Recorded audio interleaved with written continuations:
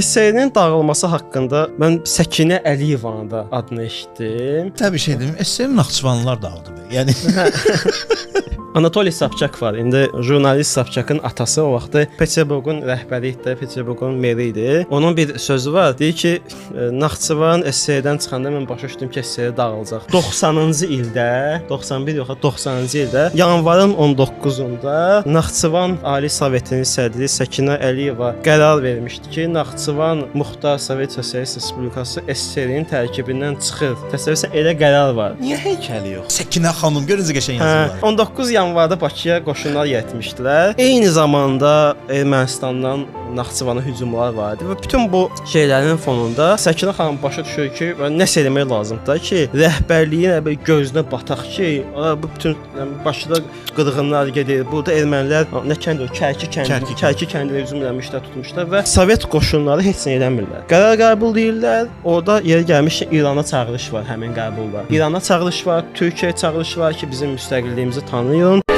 Xəbər gəldi ki, Sədərəyə hücum ediblər. Deputat klişkalarımızı qoyuruq bir kənara. Bizə lazım deyil belə dövlət. Gorbaçov deyibdi ki, o gərək qol çəkməyərdi. Yəni mən gərək qol çəkməzdim.